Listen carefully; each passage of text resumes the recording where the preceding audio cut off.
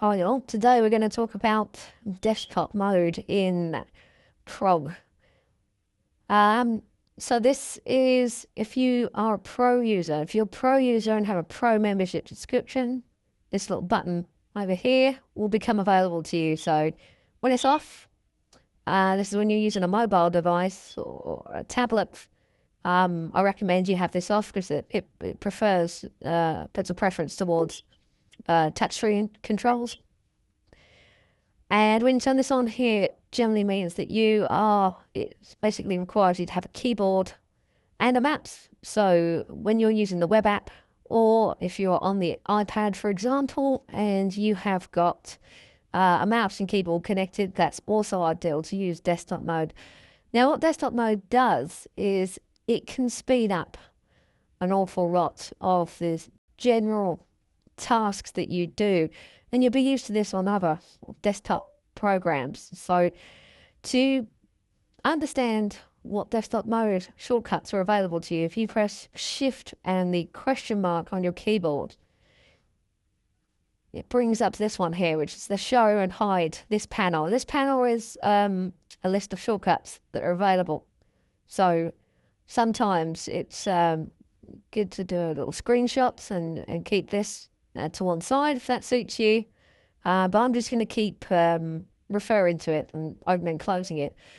So I'm just going to go through some of the common actions here first. So new task, Shift N. So what this will do is if you just press Shift N, it'll put a task right at the bottom of the program. So you can keep pressing Shift N as many times as you like, and it'll just keep producing a task, and it'll just do a generic name for now, and it will always have a 1 week duration. So I am going to undo now. And again, coincidentally, one of the shortcuts is Control Z, as you normally expect on a keyboard.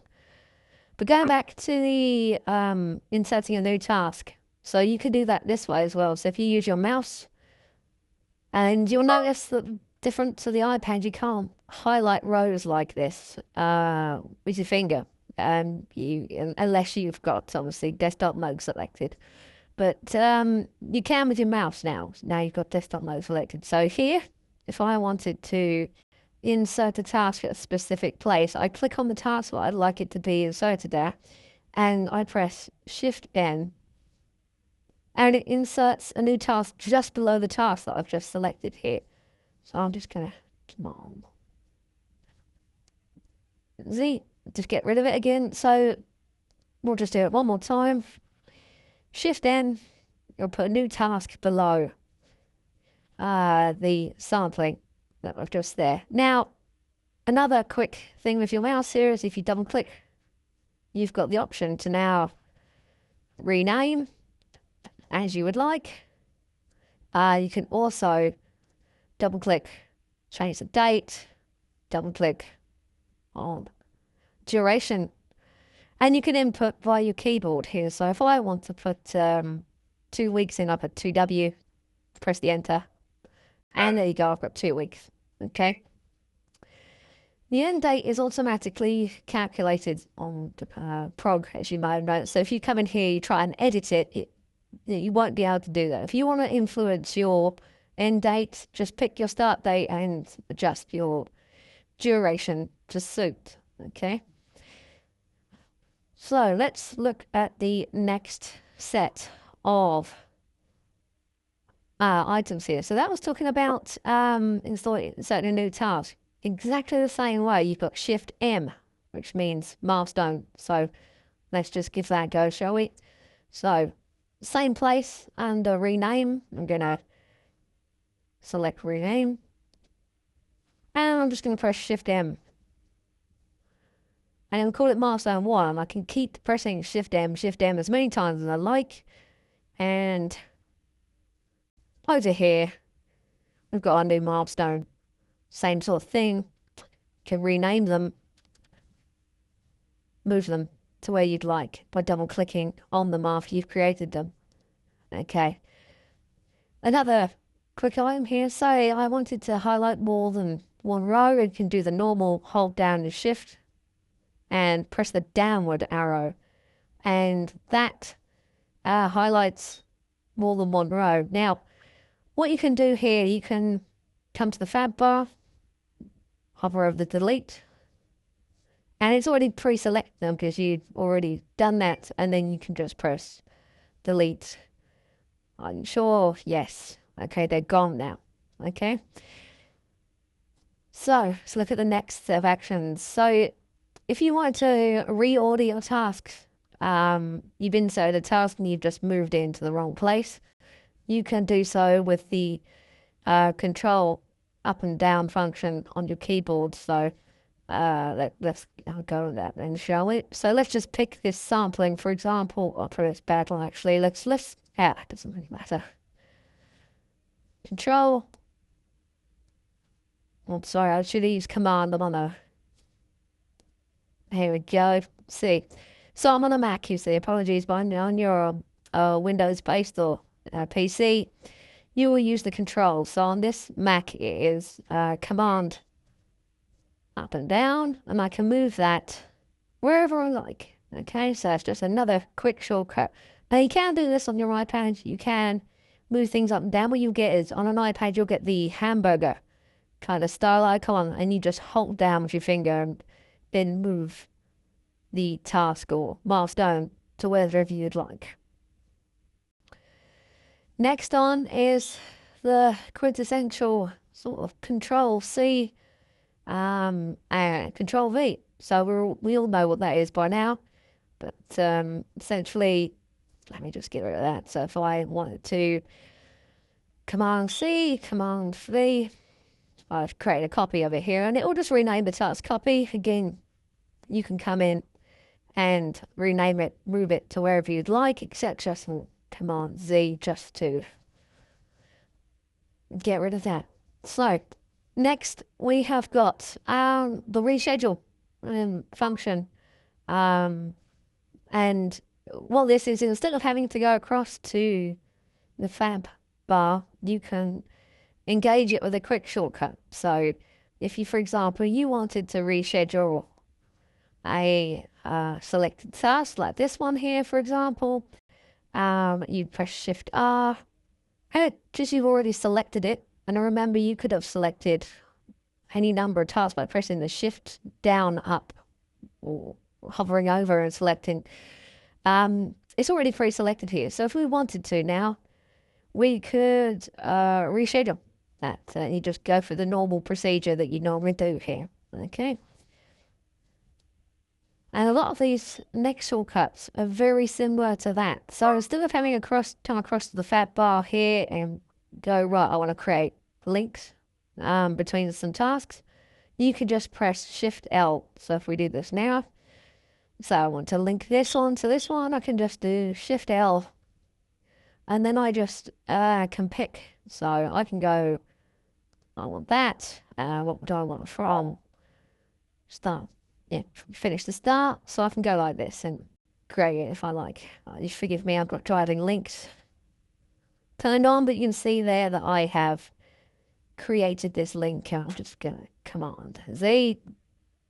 Get rid of that now because I don't want it to be in my actual program. Let me just turn driving links on again. It just makes things a little bit tidier on the screen. So next we have toggle group. So that's what I'm talking about. The Shift plus S, Shift bulk tag as well. Sorry, let's. I missed that. Let me just do bulk tag first. Sorry, I was skipping one. So Shift B. Sorry, if I want to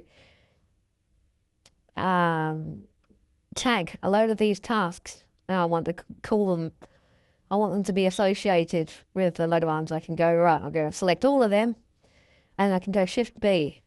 There you go. So bulk tag mode is selected, and all I have to do now is just go up here and go, yep, they're the ones I want. If I wanted to, I could add a couple more. And I can, with my mouse, for example, like I did there, and I can go tag. And then within my tag library that I've already created, I can then apply the tag that I want to then tasks all bulk. So just a another speedier way of doing things. I'm going to cancel that because I don't want to do it. Okay. Command Control A, select all rows. You can do that if you want to. Under Command Z. And we've got the Control Y, Z, Shift, etc. redo. So it's just, you've seen me using the Control Z. I'm not going to quickly go through these. They do work. So I'll leave them with you. Also, you've got a zoom function. Obviously, you got up here where you can magnify if you'd like. And if you've got the plus or minus on your keyboard, so I have got them here, so I'm just doing it now with my keyboard. I can do that as well, sorry, as a quick shortcut.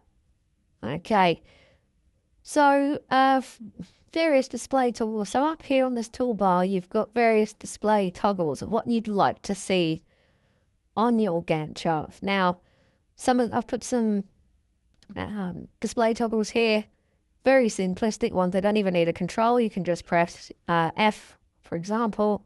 Let me just turn it off and oh, I was pressing R there, 2 seconds.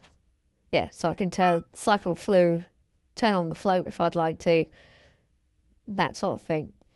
Okay, I'm going to turn it back off. And then I can do top float as well.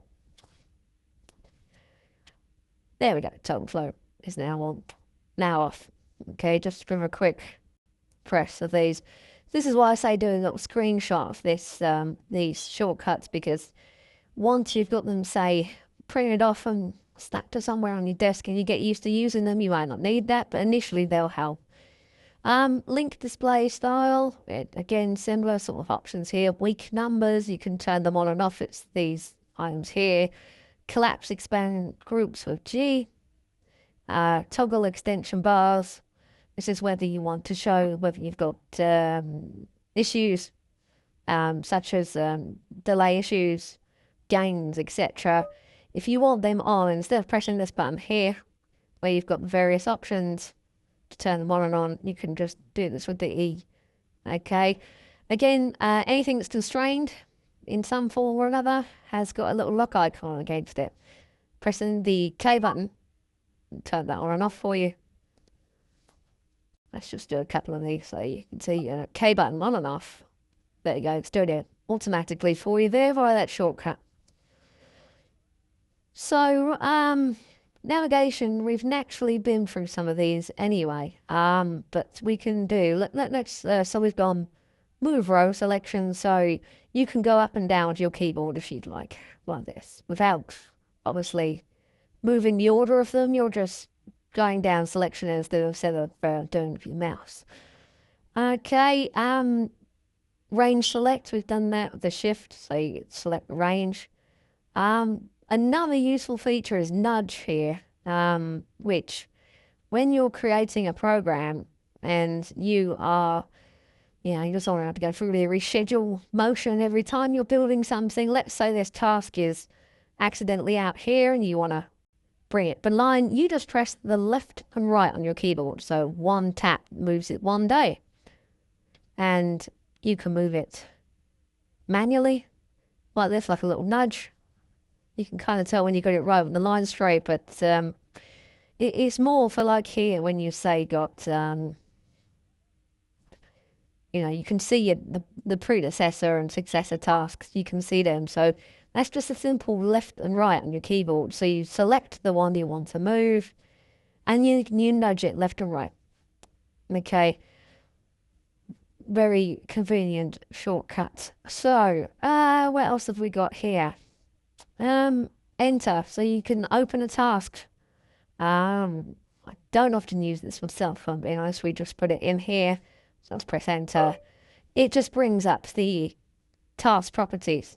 Okay, I'm used to just holding down with your mouse button, bringing that up. But equally, if you would prefer, you just press the enter button. And that's there for you. Okay. Delete. Well, that's obvious. Again, so if we select a task and press the delete button, There you go. I don't want to delete that, so I'm going to cancel. Okay, escape. So escape is, let me just do this here. So if we have all of these selected, oh, and I don't really want them selected anymore, you just press the escape button and you've got nothing selected anymore. So that is it for the list of shortcuts. If you would like to see any more shortcuts on your keyboard in the future, please get in contact with us. If you are a paid or pro member, you can just go into the settings within your app and find the contact us support first, then contact us, and then you can just drop us an email. We're open to suggestions of any more keyboard shortcuts that you may find useful. Okay. The other thing worth noting in desktop mode is if you are accidentally already in part column mode, where you were like just using it on your phone because you're trying to optimize space in your phone. As soon as you press desktop, it'll pop back to full mode. And what you can do here as well is, look, you can drag on, again, you can do this on your iPad with the finger, but it's easier with your mouse. You can move the Gantt portion. And then also it's worth noting that when you hold down here on the columns, we've got the standard sort of task number, task name, start date, duration, end date, but you've got a multitude of other columns that you can add. Some of them are free text for you to add notes if you want to. Some of them are calculated, so they'll tell you the remaining duration, for example. So if you've already completed 50% of a task, that column will tell you how many more days, in theory, till you complete your task. There's a whole load there with a little bit of an explanation underneath. So again, that's all available to you and probably more useful in desktop mode than when you're trying to look at this on your phone. You can also add them in the iPad by holding down anywhere in these columns here. And you can add columns as you would like. Okay. So that is desktop mode in a wrap up. If there's anything else that I've missed on this one, I will add it to a future video. But hopefully this has been useful to you. Feel free to subscribe to the channel. If this has been useful to you, there are more videos on the PROG app and how to use it. Hopefully it's better than reading a manual. Okay then. Well, take care then.